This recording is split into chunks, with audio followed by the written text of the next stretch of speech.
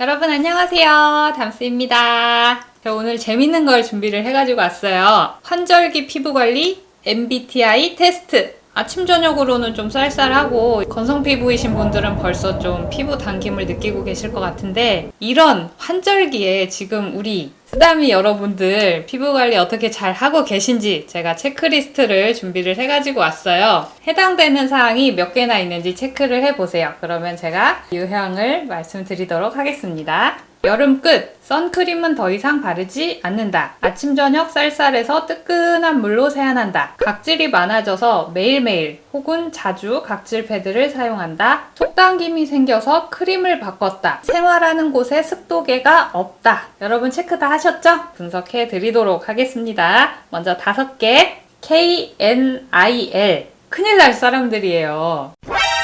4개는 WEHM, 위험한 사람입니다. 그다음에 3개, JOSM, 조심해야 되는 사람들이에요. 조심. 2개, SOSO, 쏘쏘. 1개는 YNHO, 양호한 분들. 그리고 0개, GOOD, 굿. 네, 어구로 죄송하고요.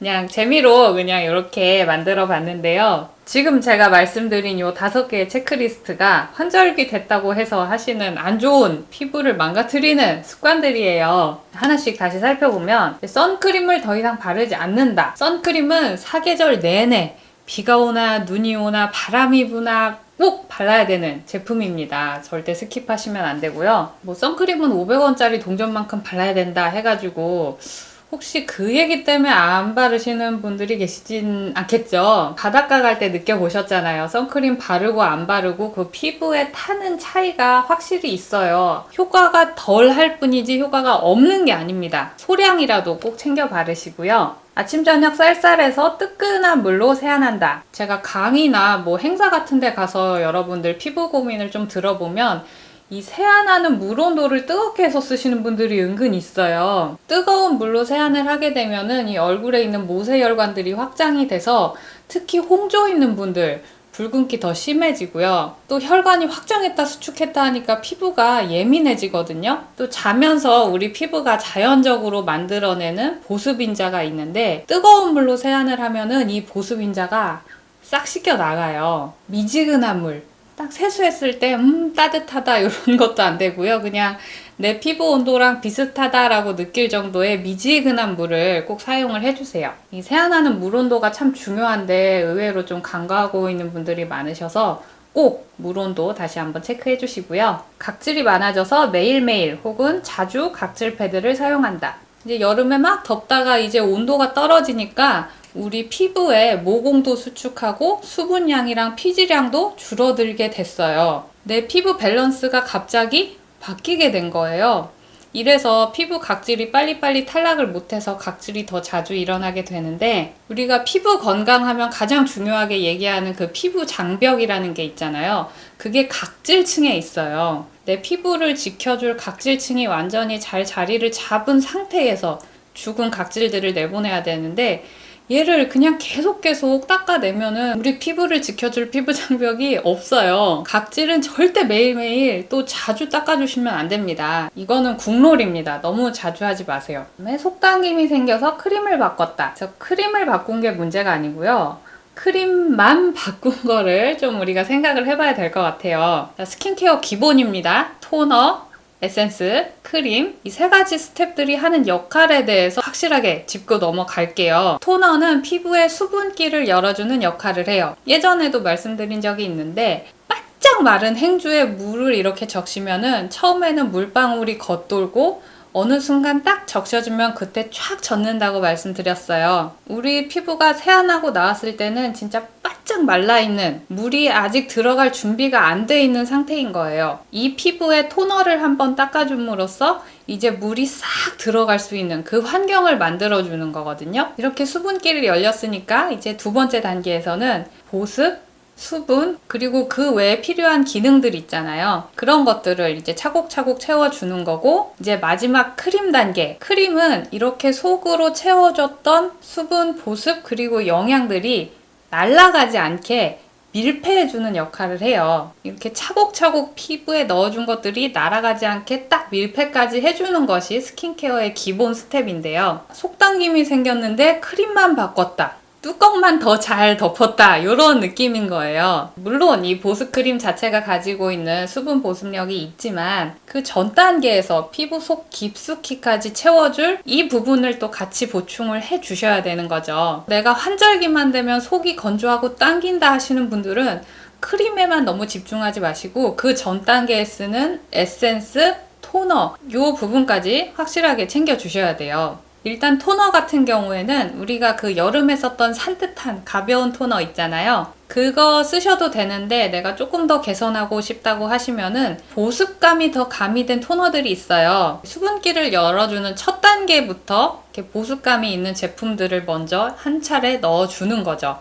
그리고 제가 개인적으로 추천드리고 싶은 게 바로 앰플입니다. 평소에 쓰던 것보다 더 깊은 보습감을 느끼고 싶으면은 저는 앰플부터 추가를 해요. 세럼과 에센스 사용하기 전 단계에 사용하는 게 앰플인데요. 앰플이라는 것 자체가 제형이 거의 물에 가깝고 세럼보다도 훨씬 가벼워서 깊이 흡수가 되고요.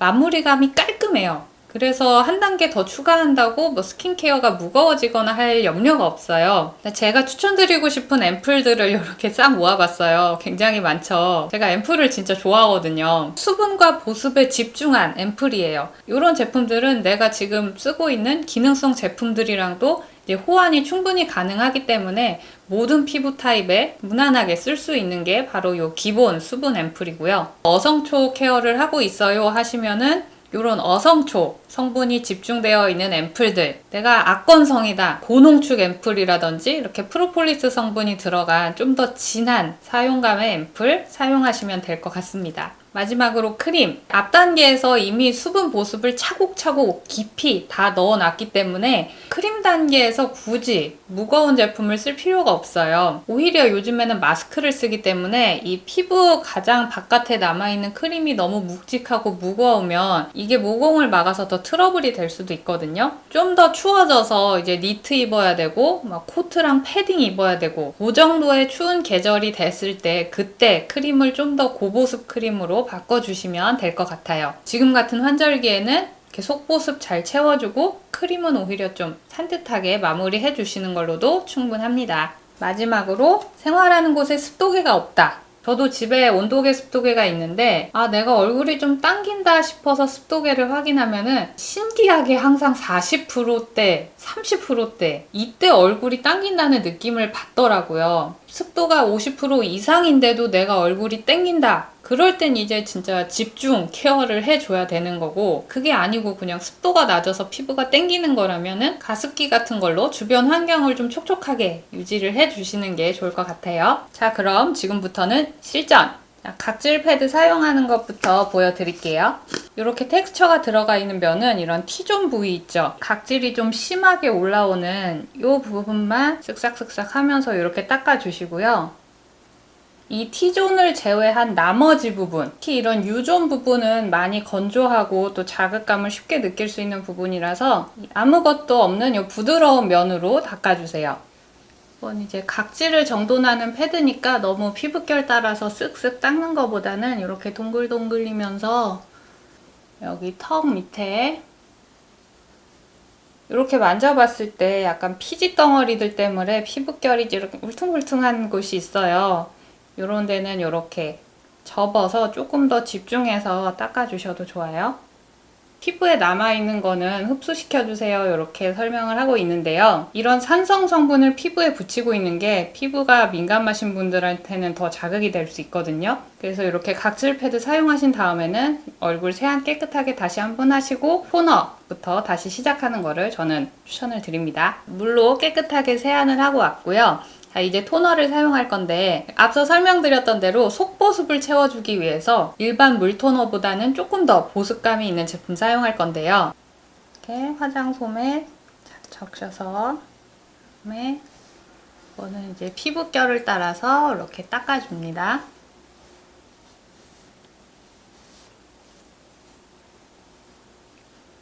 그리고 화장솜 이렇게 접어가지고 좀 날렵하게 만들어서 이런 눈가 쪽도 한번 가볍게 닦아주세요. 이 토너 단계에서 벌써 이렇게 속이 쫀쫀해지는 걸 느낄 수가 있어요. 이렇게 각질을 정돈하고 난 다음에는 이 안에 수분을 꽉 채워줄 수분 앰플을 사용할 건데요. 너무 무거운 고농축 앰플 같은 거 말고요. 정말 산뜻하게 수분을 채워주면서 수분 지속력이 좋은 걸로 라이니시스 수분 앰플 2세대, 저는 이 제품 사용할게요. 이게 PPL 제품이긴 한데 제가 이거 1세대일 때도 써봤거든요. 그때도 참 좋다고 생각해서 이번에 PPL 광고 들어왔을 때 아주 냅다 하겠다고 그랬어요. 요거는 진짜 우리 쓰다미 여러분들께 찐으로 추천하는 담스의 추천템입니다. 1세대 앰플도 산뜻하고 촉촉했는데요. 이번 2세대 앰플은 유수분 밸런스 조절을 도와주는 코코넛수가 무려 55%나 들어있고 활중 히알루론산을 담아서 보습감이 더 확실해졌어요. 프로바이오틱스가 피부 장벽도 탄탄히 해주고 알로에베라 잎 추출물도 10배 증량해서 피부 민감한 분들도 쓰시기 좋을 거예요. 요즘 마스크 써서 피부 민감해진 분들 많으시죠? 저는 원래 피부가 건강한 편이라서 뭐 저자극, 시카 뭐 이런 제품 사실 관심도 없었어요. 신경도 안 썼는데 요즘엔 저조차도 이런 저자극 제품에 관심을 갖게 되더라고요. 특히 마스크 속에서는 가벼운 스킨케어가 기본이기 때문에 이런 산뜻한 수분 앰플로 확실하게 수분 진정을 해주는 게 중요합니다. 자, 스포이드로 이렇게 얼굴에 살짝 떨궈줄게요. 이 몽글한 수분 앰플이 정말 피부에 빠르게 흡수가 돼요. 자, 바르자마자 이 피부가 앰플을 쫙 빨아먹는 것 같아요. 이렇게 수분이 차오르니까 피부에 물광 나는 거 보이시죠? 이렇게 피부 표면에 두껍게 쌓인 느낌도 없고 깔끔하고 산뜻하게 마무리가 됩니다. 그리고 메이크업 할 때 이 눈가에 보습 제품 바르는 거 조금 부담되잖아요. 메이크업이 유분에 잘 번지니까. 그래서 저는 이 수분 앰플을 눈가에 한 번 더 덧발라줘요. 이렇게 하면 아이 메이크업 할 때 밀리거나 번지지 않으면서 눈가 피부는 촉촉하게 유지할 수 있어요. 요즘 제가 눈가에 주름이 너무 많이 생겨가지고 이 눈가 보습에 좀 예민하거든요. 라이니시스 수분 앰플 2세대는 올리브영에서 기획 세트로 만나실 수 있는데요. 앰플에 토너, 크림까지 다 해서 13,600원이더라고요. 가격도 너무너무 착하죠? 마지막으로 크림을 바를 건데요. 지금 크림 스킨이랑 수분 앰플 요 두 단계만 사용했는데 엄청나게 촉촉해요. 이 물광 차오른 거 보이시죠?